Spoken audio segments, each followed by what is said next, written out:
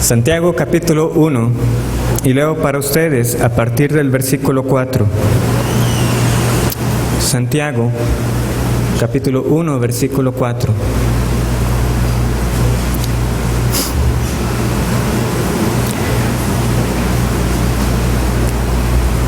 Dice así: mas tenga la paciencia su obra completa, para que seáis perfectos y cabales, sin que os falte cosa alguna. Y si alguno de vosotros tiene falta de sabiduría, pídala a Dios, el cual da a todos abundantemente y sin reproche, y le será dada. Pero pida con fe, no dudando nada, porque el que duda es semejante a la onda del mar, que es arrastrada por el viento y echada de una parte a otra. No piense, pues, quien tal haga, que recibirá cosa alguna del Señor.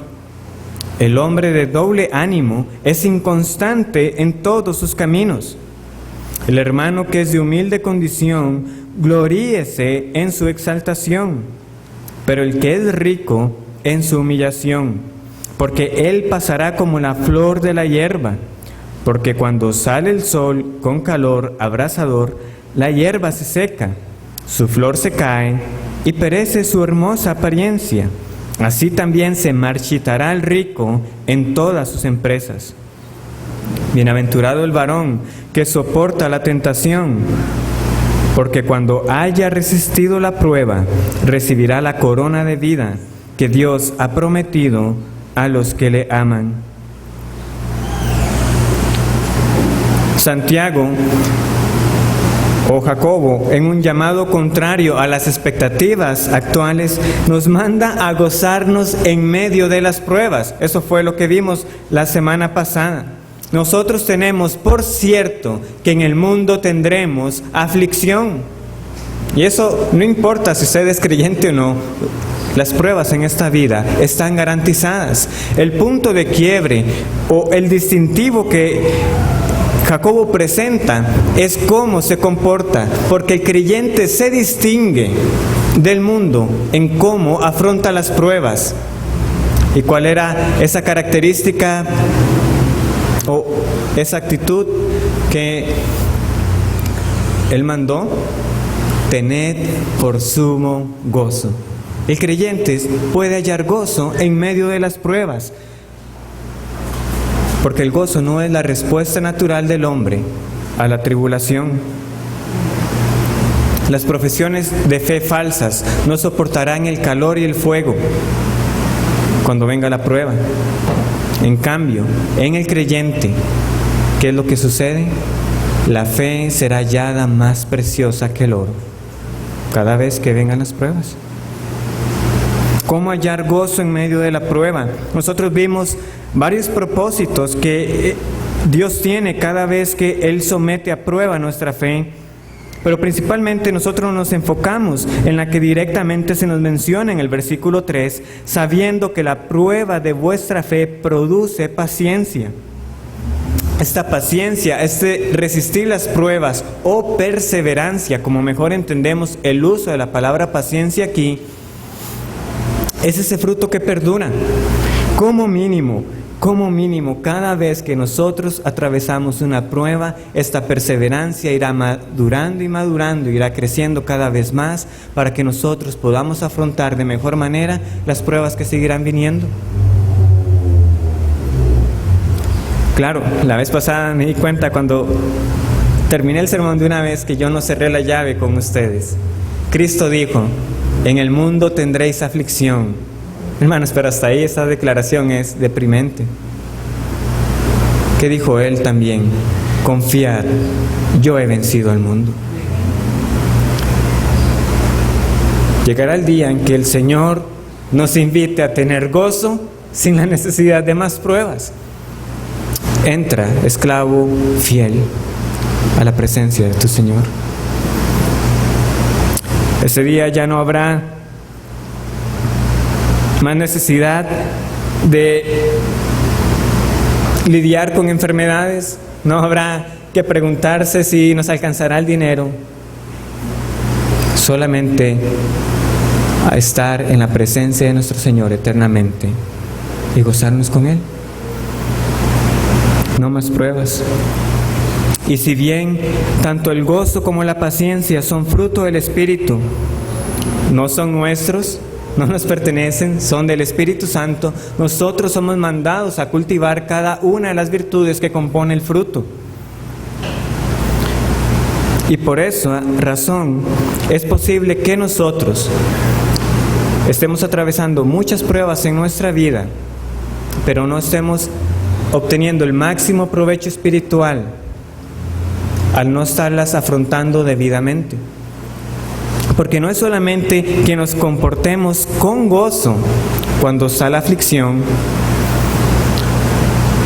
hay mucho más que eso. El versículo 4 en Santiago nos deja ver que no es solamente el hecho de estar resistiendo. Él dice: mas tenga la paciencia su obra completa, para que seáis perfectos y cabales, sin que os falte cosa alguna. Es decir, la perseverancia por sí sola no va a tener todo lo que realmente se espera que nosotros rindamos cada vez que somos probados, que alcancemos una madurez. Y de nuevo, hoy el autor nos va a enfrentar a muchas más características de la piedad que se esperan del creyente cuando está siendo afligido. Pero de nuevo, la esperanza y la mira está en esa recompensa que Dios tiene para los suyos. Pero recordemos, hermanos, la perseverancia tiene fruto, y es lo que esta mañana estudiaremos. Oremos. Padre, venimos a ti reconociendo que en las pruebas de esta vida muchas veces no nos hemos comportado como se espera de un hijo tuyo. Y reconociendo eso, esperamos hoy ser nuevamente exhortados y animados con tu palabra,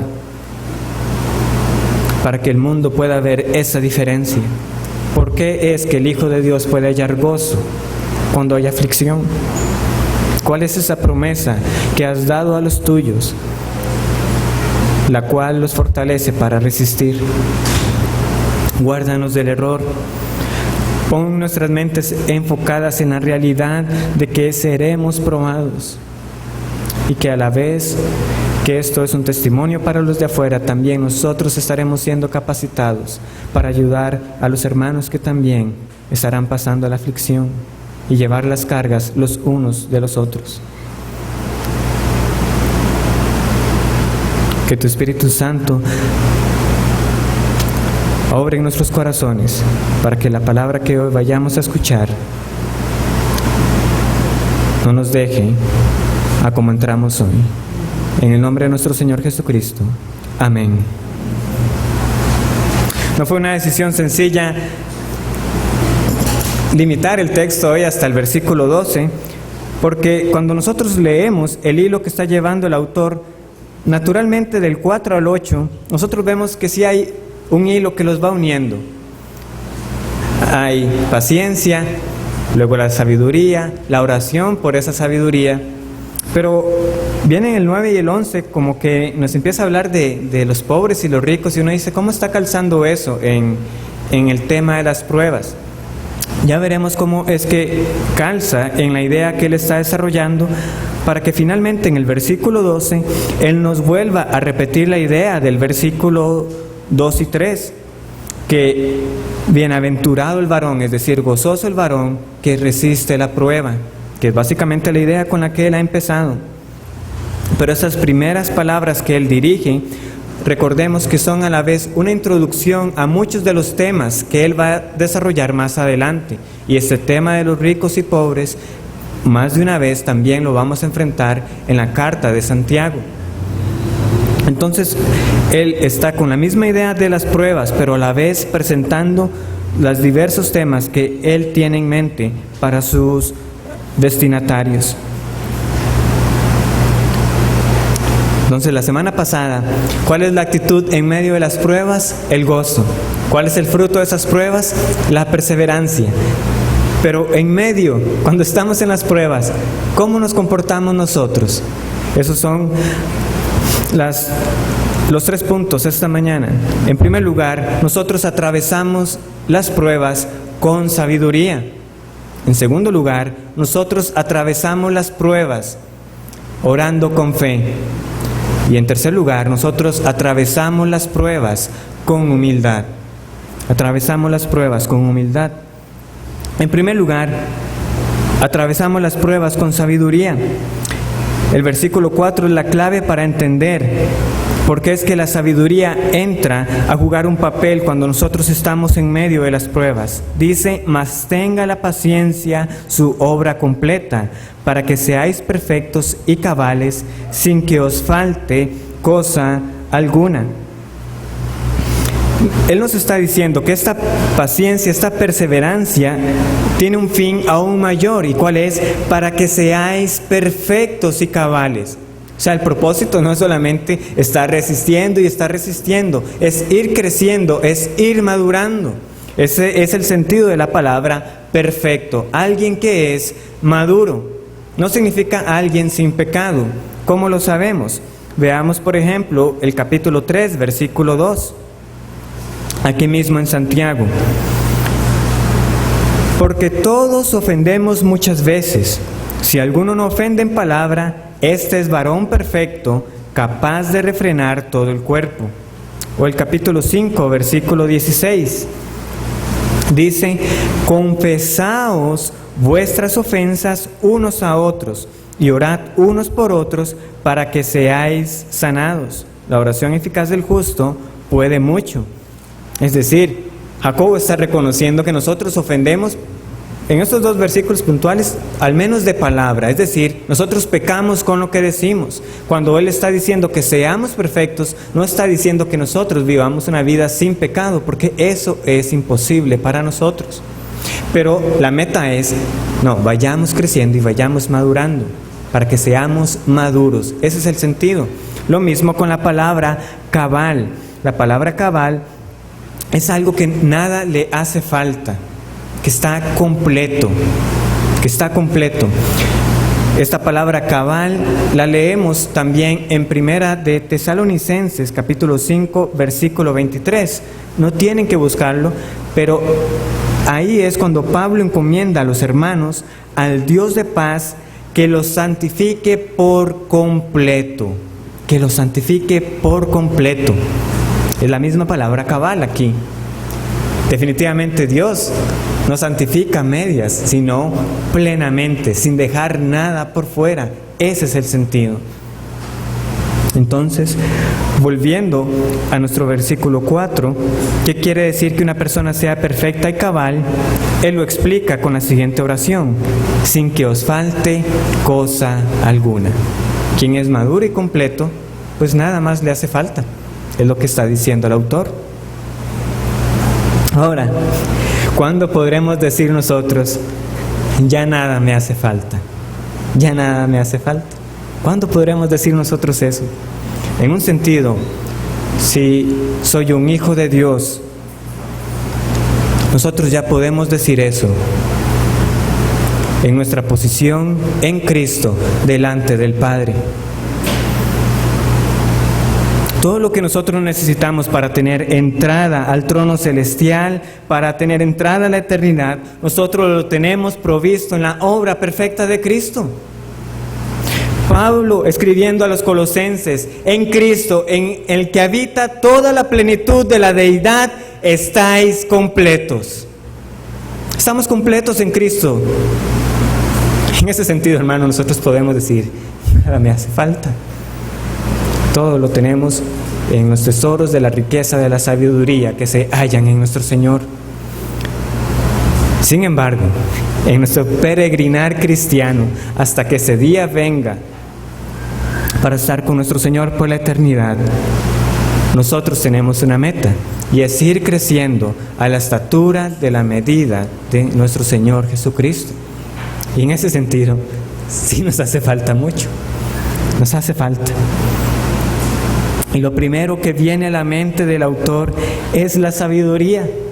Está escribiendo a estas personas que saben que están pasando por pruebas, que los está animando diciéndole que esta prueba de la fe dará como resultado una perseverancia, pero él está consciente, yo sé que a ustedes les va a faltar algo.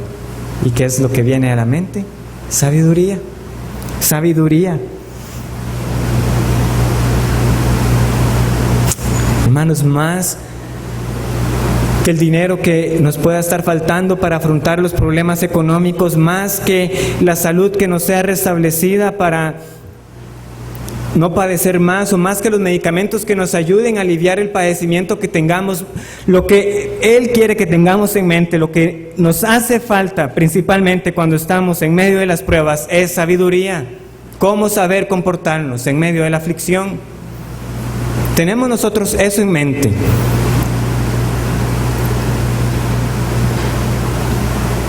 Una fe fuerte en medio de la tribulación no es una que se basa en sentimientos, sino en un conocimiento y un entendimiento de las promesas de la verdad de Dios.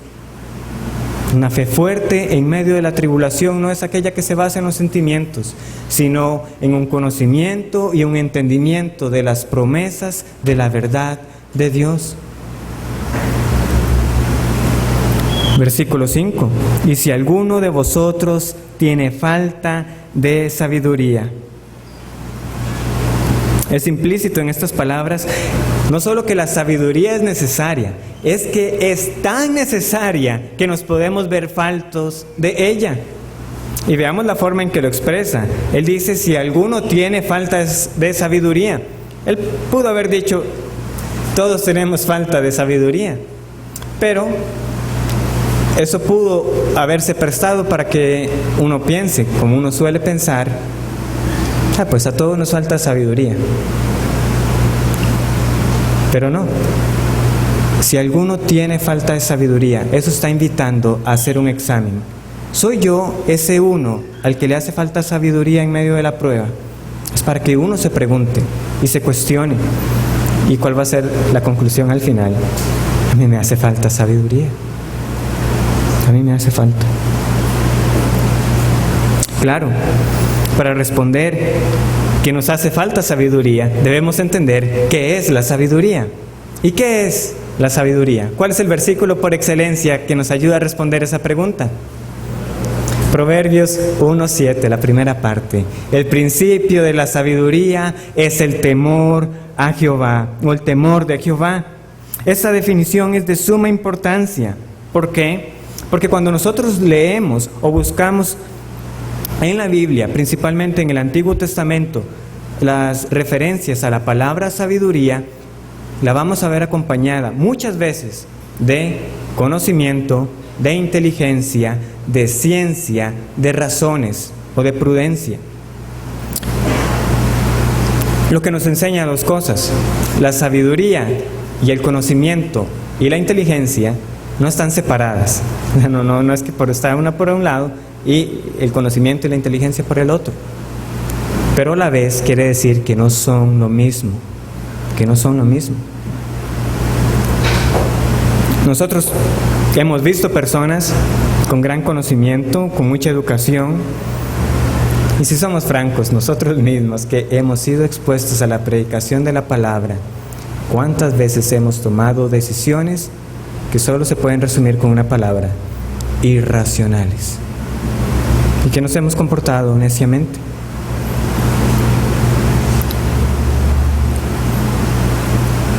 El conocimiento es necesario, pero la sabiduría es qué hacemos con lo que sabemos. La sabiduría nosotros no la producimos, no es de nosotros. Esa definición de Proverbios dirige la atención fuera de nosotros. El principio de la sabiduría es el temor de Jehová. ¿Usted quiere sabiduría? Pues ya sabe que no tiene que buscarla en usted, tiene que dirigirse al Señor y temerle a Jehová, el Dios de dioses. Job, este hombre, en medio de la adversidad, estaba siendo afligido como pocas veces. Nosotros hemos leído a un hombre padecer tribulación en la Biblia. Y a eso le sumamos unos amigos que la mayoría de sus consejos, uno puede decir, no eran apropiados, no estaban hablando con sabiduría.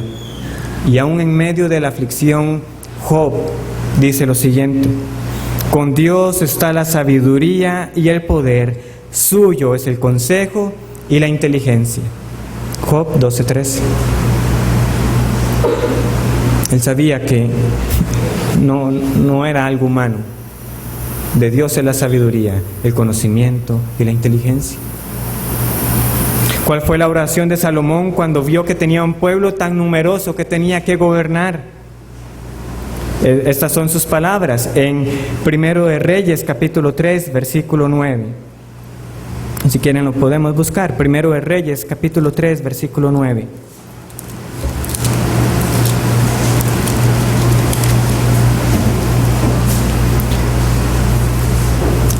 Da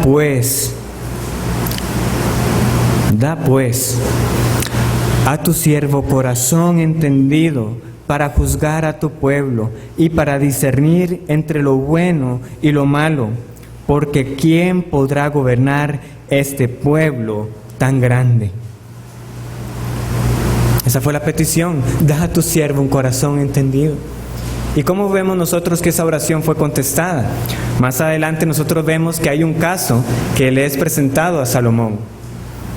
2 mujeres, un bebé, cada una de ellas clamando: ese bebé es el mío, el que murió es el de la otra. Todos los presentes escucharon la misma información, todos escucharon el caso. Pero ¿quién fue el que dio el consejo y la decisión? Salomón. Y todos nosotros leemos: se asombraron de la sabiduría que le había sido dada.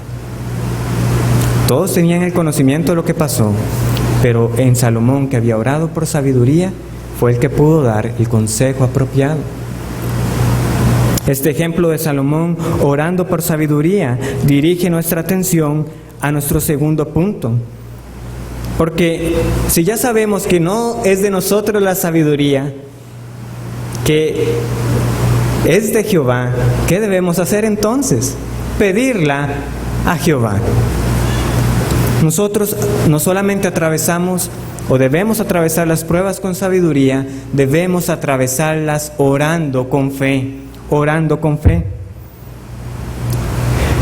Y si alguno de vosotros tiene falta de sabiduría, pídala a Dios, el cual da a todos abundantemente y sin reproche, y le será dada.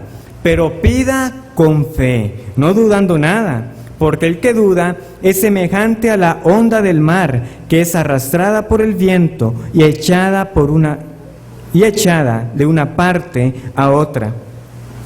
La sabiduría naturalmente nos ha conducido a la oración, no es de nosotras, no es de nosotros.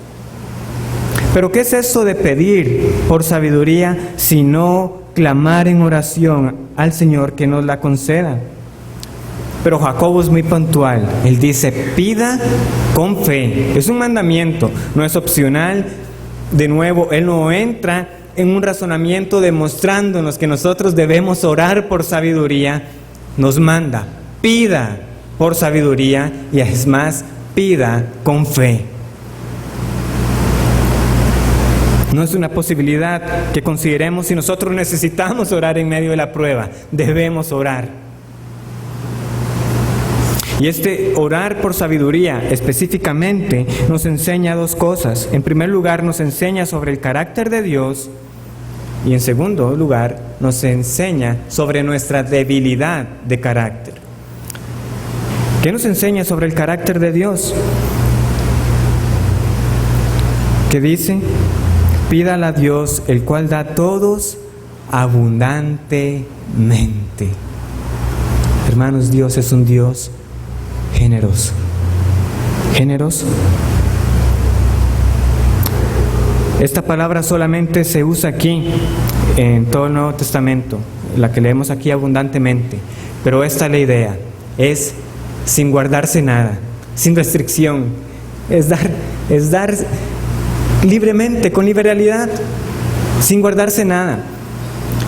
Es muy diferente cuando nosotros tenemos un chiquito o un hijo, digamos, que viene y nos pide confites, nosotros no le damos todo, ¿verdad? Porque si no sabemos que todos se los comen, si no le damos 2 o 3 y que con eso se contente. Pero Dios abre el arca de sabiduría y lo desprende, no se guarda nada.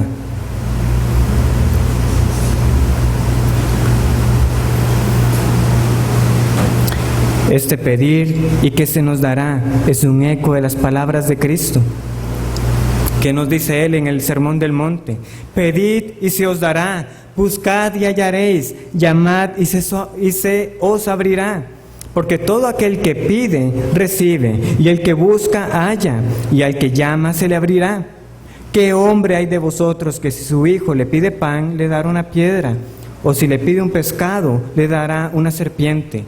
Pues si vosotros, siendo malos, sabéis dar buenas dádivas a vuestros hijos, ¿cuánto más vuestro Padre que está en los cielos dará buenas cosas a los que le pidan?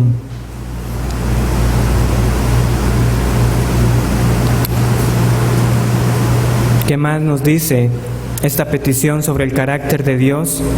No solamente es que la da abundantemente, es sin reproche, sin reproche. Es decir, no nos va a sacar en cara que nosotros lleguemos constantemente a pedirle por más sabiduría. Dios no va a decir, ¿cómo? Otra vez aquí pidiendo por sabiduría. No. Cuantas veces lleguemos a pedir, tantas veces Él nos dará, y más y más. Es un toma, es una generosidad incansable.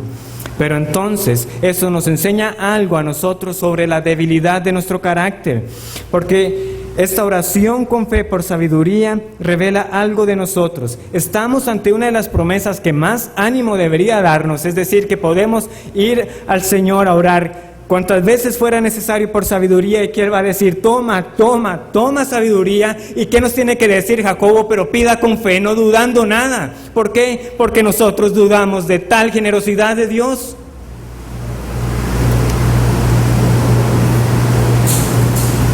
¿Cómo es posible que se nos diga que no dudemos cuando libremente se nos está ofreciendo sabiduría sin fin? Hay muchos motivos por los cuales nosotros dudamos cuando vamos a orar. Puede ser que nosotros estemos todavía con una lucha, peleando con Dios, porque es que estoy en medio de esta prueba. Y en vez de pedir por sabiduría, estamos pidiendo por una salida rápida, que esto se termine ya. Pero no, es pedir por sabiduría.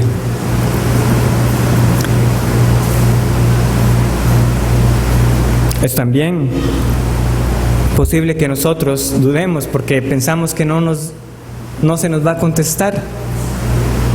Ya más adelante Jacobo tratará ese aspecto de oraciones que no son contestadas. Pedís y no recibís. Pero ese no es el caso aquí.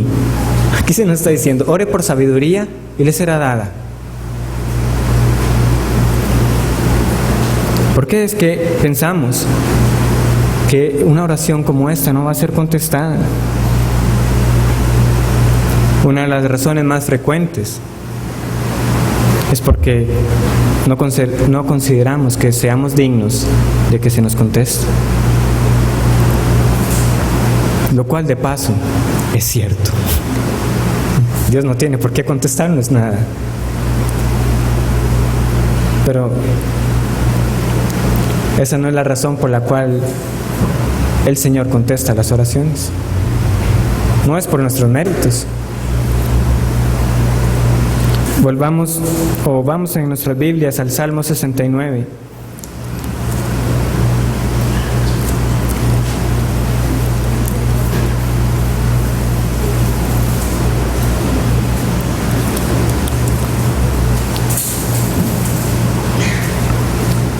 Un salmo que esta semana ha sido de ánimo para mi vida y que compartí unas cuantas palabras el día miércoles, pero quiero que volvamos a él para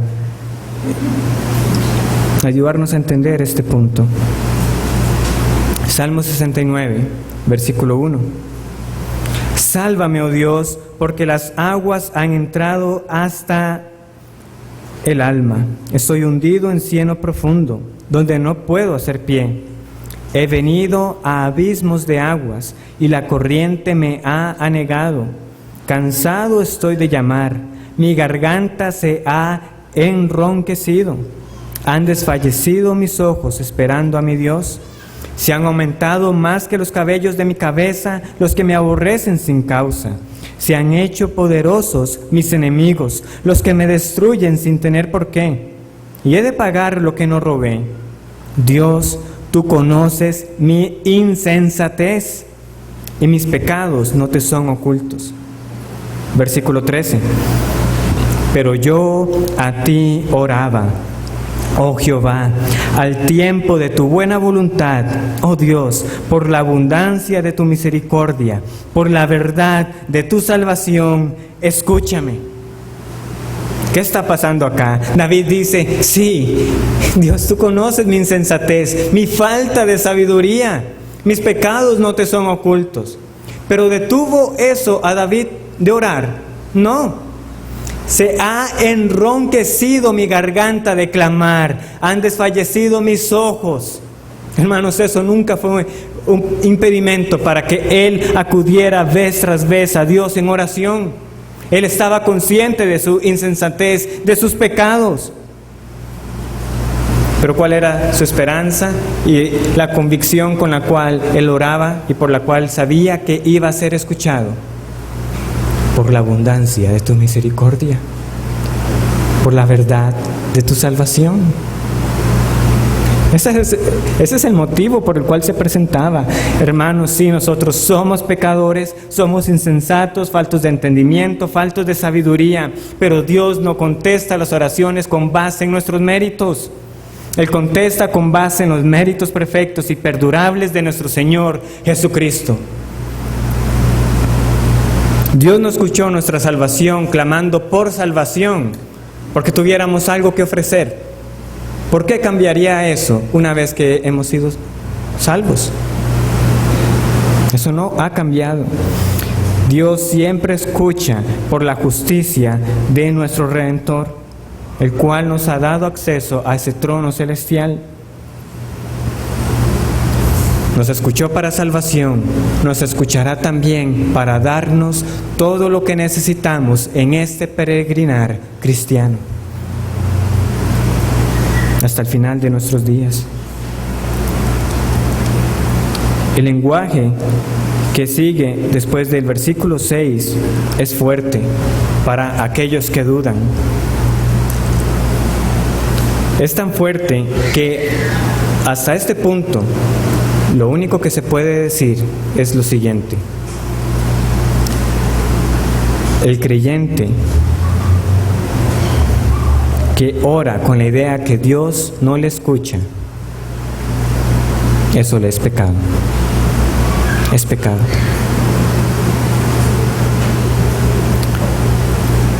¿Por qué? Porque veamos las serias advertencias, no para aquel que ha pasado por un momento de falta de confianza, sino que cuya vida es una de inconstante y de una incredulidad manifiesta cada día. Versículo 7. No piense pues quien tal haga que recibirá cosa alguna del Señor. El hombre de doble ánimo es inconstante en todos sus caminos. Es una persona que dice ser creyente, pero vive como incrédulo. Como esa ola que él está describiendo, que es llevado de un lugar a otro, él cambia el lenguaje, aunque la carta es dirigida a hermanos. A esta persona que él está describiendo no la llama hermano. Como dice el versículo 7, quien tal haga. Está haciendo una separación. Y el versículo 8 dice, el hombre de doble ánimo. No lo está llamando el hermano de doble ánimo, es el hombre. Está siendo cuidadoso de identificar a una persona que vive en incredulidad práctica todo el tiempo. Esta expresión doble ánimo es literalmente dos almas. Es como si hubieran dos personas en una. Doble ánimo, doble ánima, dos almas. Y las palabras que nosotros encontramos a lo largo de la Escritura para personas que viven divididas, que viven partidas, nunca son buenas. Elías en el Monte Carmelo, a los israelitas: ¿hasta cuándo claudicaréis vosotros en dos pensamientos? Si Jehová es Dios, seguidle, y si Baal, id en pos de él. Pero lo que están haciendo es claudicar. Ustedes están un día sí, un día no. Pero Elías dice: eso no puede seguir así por siempre. Si Jehová es Dios, ustedes van con Jehová. Si es Baal, se van detrás de él. Es una confrontación directa. O también Cristo nuevamente en el Sermón del Monte: ninguno puede servir a dos señores, porque amará al uno y aborrecerá al otro. No podéis servir a Dios y a las riquezas. De nuevo, no se puede estar dividido. Esa no es una característica del Hijo de Dios. O finalmente en Apocalipsis, en el mensaje a la iglesia de la Odisea: ojalá, yo conozco tus obras, que ni eres frío ni caliente. Ojalá fueses frío o caliente, pero por cuanto eres tibio, te vomitaré de mi boca. O lo uno o lo otro. No hay un punto intermedio.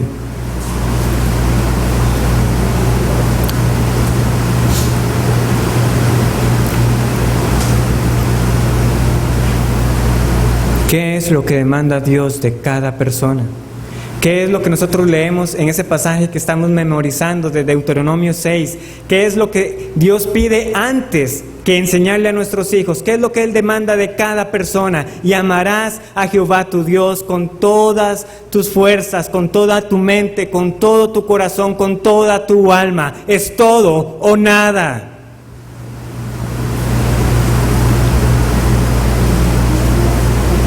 Si usted no cree que Dios es generoso para dar la sabiduría más que necesaria, sino que la da en abundancia, entonces no cree que Dios es bueno para dar cualquier otra cosa que le pidamos. Y usted está acá viendo a ver simplemente qué puede sacar de provecho. Pero eso no se distingue mucho del que abiertamente se ha declarado ateo. Usted supone bien con ese estilo de vida. El que tal haga no recibirá cosa alguna del Señor. Nada recibirá.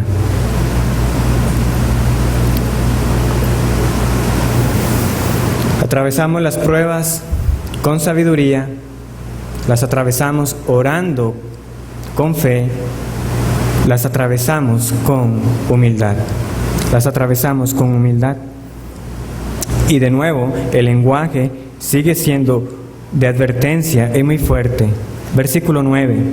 El hermano que es de humilde condición, gloríese en su exaltación, pero el que es rico en su humillación, porque él pasará como la flor de la hierba, porque cuando sale el sol con calor abrasador, la hierba se seca, su flor se cae y perece su hermosa apariencia.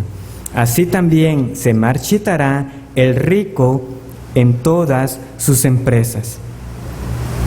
Como sabemos que estamos hablando de ricos y pobres, la expresión en el versículo 9, el hermano que es de humilde condición, es una forma de decir, pues los pobres, ¿verdad? Los pobres en medio de ustedes. Recordemos, han sido personas que han sido exiliadas, que si acaso tuvieron algún dinero que llevarse consigo. No todos pudieron llevar sus posesiones o los ahorros o lo que tuvieran para subsistir, o muchos tuvieron que dejar los negocios o las empresas que tenían como se ganaban la vida, y ahora están en una condición de exilio y de pobreza. Estas son las personas a las cuales Él se está dirigiendo.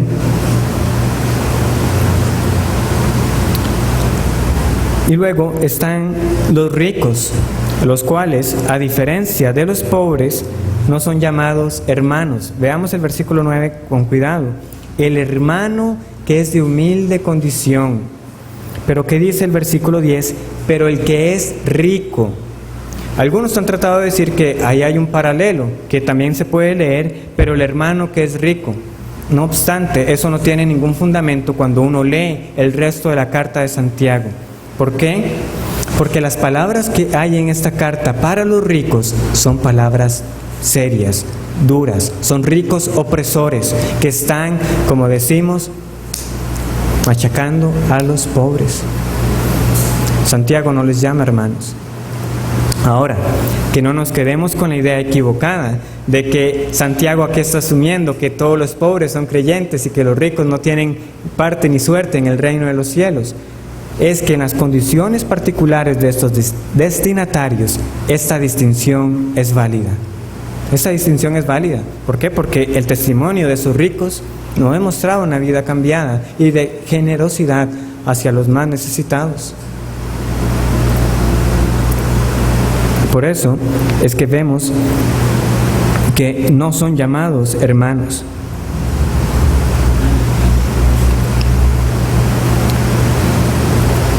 Este tema lo desarrollaremos conforme el autor también lo vaya presentando a lo largo de la carta. El punto aquí es que tanto al rico como al pobre lo ha hecho Dios, y tanto el rico como el pobre tienen algo que aprender de las pruebas. ¿Qué tiene que aprender el pobre de las pruebas? Tenemos aquí a personas que han sido exiliadas, que están sin dinero, que están enfrentando la opresión de los ricos, y quién sabe cuáles pruebas más, y además el autor les está diciendo, y esperen más pruebas. Y además los está mandando a que tengan gozo en medio de las pruebas, a que pidan por sabiduría y que oren con fe. Es como que uno dice, ¿dónde está el tacto de Santiago, de Jacobo? ¿No ven la condición de estos hermanos? Sí, él lo tiene muy presente. ¿Y qué les dice? Gloríese en su exaltación. ¿Qué tiene que aprender uno cuando la prueba también llega en esta forma de necesidad económica? Hermanos, es recordar las riquezas que tenemos en Cristo. Capítulo 2, versículo 3. Versículo 5. Capítulo 2, versículo 5. Hermanos míos, amados, oíd. ¿No ha elegido Dios a los pobres de este mundo para que sean ricos en fe y herederos del reino que se ha prometido a los que le aman?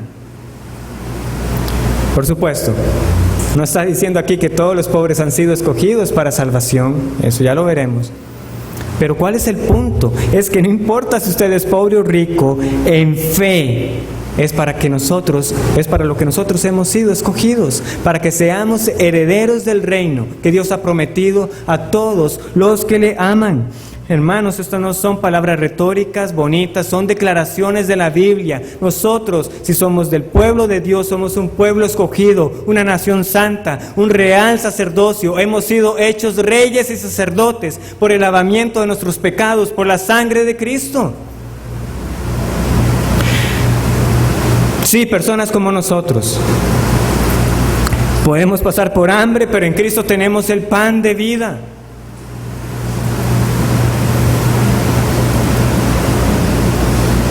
Personas como nosotros han sido llamadas a un banquete eterno, no como invitados solamente, sino como la esposa misma del Cordero.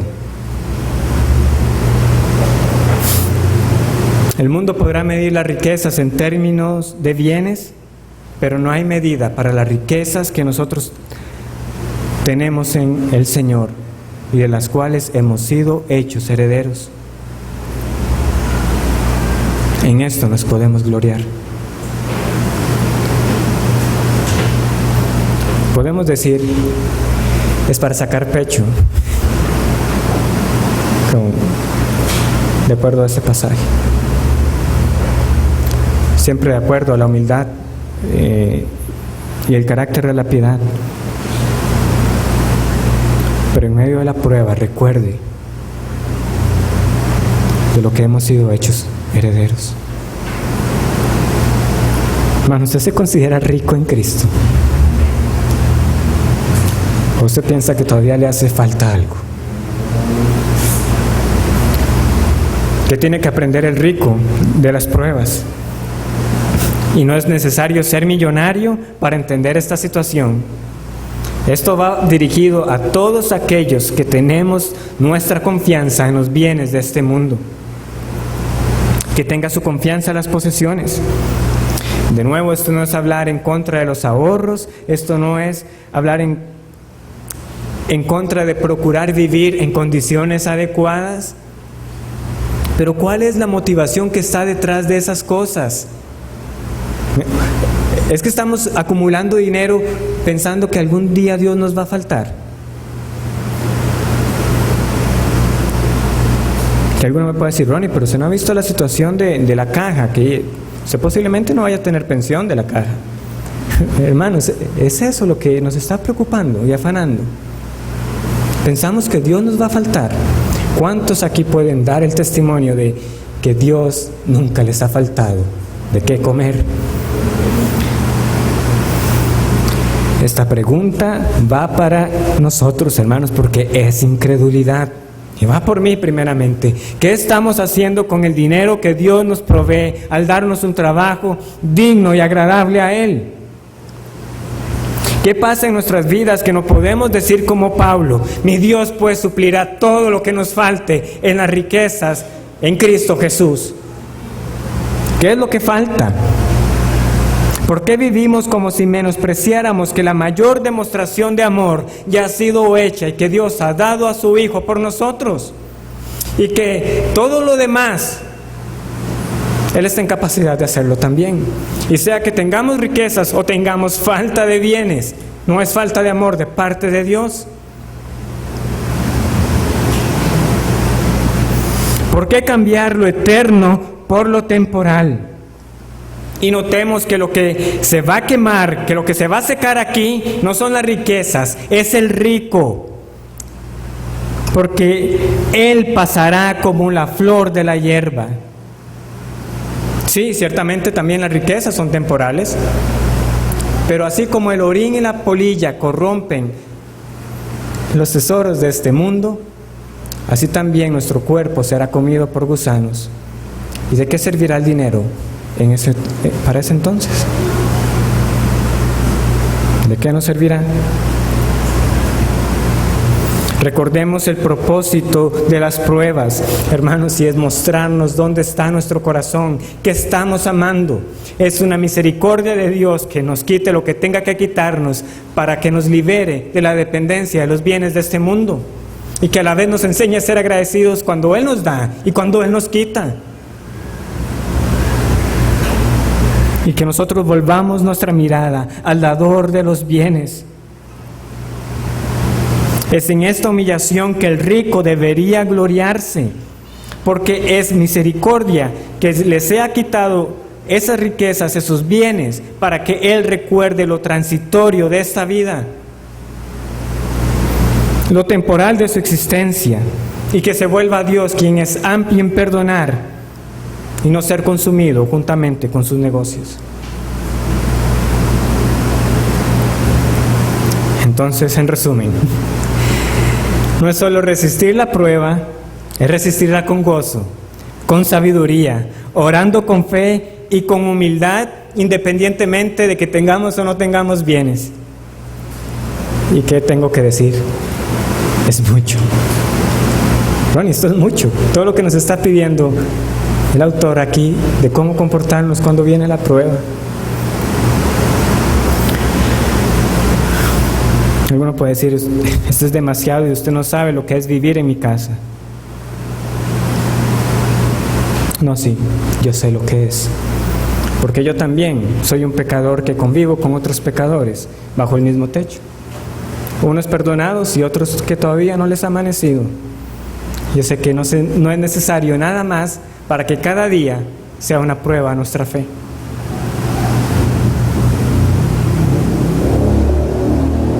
Podemos entender entonces ahora sí, las palabras del versículo 12.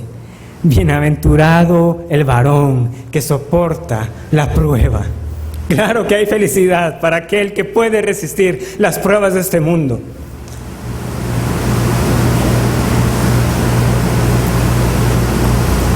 Y ese es el último punto, que es también aplicación. La recompensa de la perseverancia. La recompensa de la perseverancia. Bienaventurado el varón que soporta.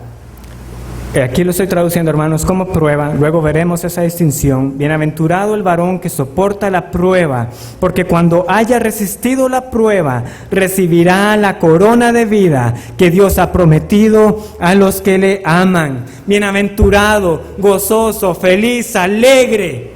¿Conoce usted a alguien que se llame Macario? Bueno, esa es la palabra. Macario, feliz, alegre, bienaventurado, gozoso. Aquel que resiste la prueba. Es la misma que nosotros leemos en el Sermón del Monte. Bienaventurado, bienaventurado. Hermanos, ¿y cuáles son esos bienaventurados? Bienaventurados los pobres en espíritu, bienaventurados los que lloran, bienaventurados los que tienen hambre, bienaventurados los que padecen por causa de la justicia. Bienaventurados sois cuando por mi causa os vituperen y os persigan y digan toda clase de mal contra vosotros mintiendo. Gozaos y alegraos, porque vuestro galardón es grande en los cielos, porque así persiguieron a los profetas antes de vosotros. ¡Qué contradicción! Pero esos son los bienaventurados. Esos son los felices. Y esa es la mira que el Señor Jesucristo nos da y que Santiago aquí nos da también. Vuestro galardón es grande. Recibirán la corona de vida.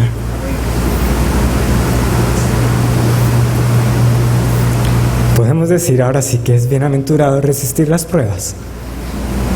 Amén.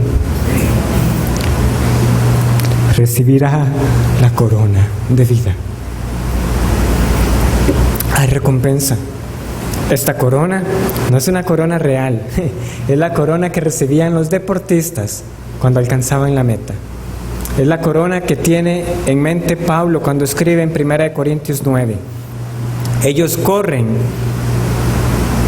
para recibir el premio, aunque solo uno lo alcanza. Entonces, ¿qué nos dice? Corran de manera que lo logren. ¿Pero qué nos recuerda a él? Ellos corren por una corona corruptible, pero nosotros por una incorruptible. Hermanos, esta corona de vida es la vida eterna en sí. Y es la misma corona para cada hijo de Dios. A todos se nos ha dado la misma vida eterna en Cristo Jesús. Nuestra perseverancia no gana la salvación. Nuestra perseverancia es el resultado de nuestra salvación, porque Dios preserva a los suyos. Y ese es el premio al final de la carrera, la corona de vida.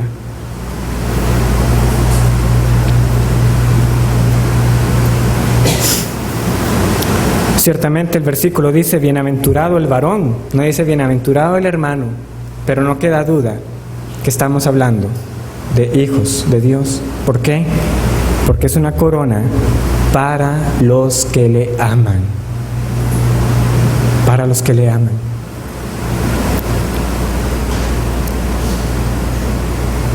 No podemos hacernos la idea de resistir las pruebas sin un amor por Dios. Cuando más duro se pone, es este amor por Dios, este amor que Él ha derramado primero en nosotros. Pero será ese combustible para que nosotros resistamos. ¿Por qué? Porque lo vale. Uno no pasaría por todo esto por algo que uno no ama, pero esta corona de vida es para los que aman a Dios. Hermanos, yo no tengo nada más que agregar, excepto las palabras de Cristo por medio del ángel a la iglesia en Esmirna. Apocalipsis capítulo 2.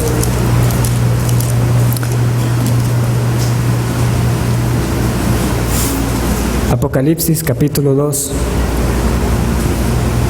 versículo 9. Capítulo 2, versículo 9. Estas son las palabras de nuestro Señor Jesucristo. Yo conozco tus obras y tu tribulación y tu pobreza, pero tú eres rico. Y la blasfemia de los que dicen ser judíos y no lo son, sino sinagoga de Satanás. No temas en nada lo que vas a padecer. He aquí el diablo echará a algunos de vosotros en la cárcel para que seáis probados y tendréis tribulación por 10 días. Sé fiel hasta la muerte y yo te daré la corona de la vida. Después de la batalla, Él nos coronará. Él nos coronará. Oremos.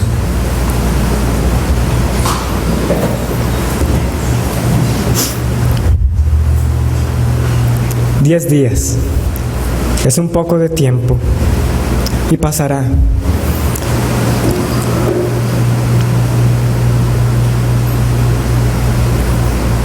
Pero has dado promesa para los que te aman. Oh Señor, como personas como nosotros podemos ser hechos partícipes de una recompensa tan grande, la corona de vida, una eternidad contigo. Oh Señor, que eso nos motive para tener ese gozo, ese clamor por sabiduría y esa humildad. Y recordar que las pruebas de esta vida solo son una aflicción que durará un breve tiempo y que en nada se comparan con las riquezas que tenemos en los lugares celestiales con nuestro Señor Jesucristo. Damos gracias por la predicación de tu palabra, que meditemos en lo que hemos escuchado y lo apliquemos en nuestras vidas. En el nombre de nuestro Redentor. Amén.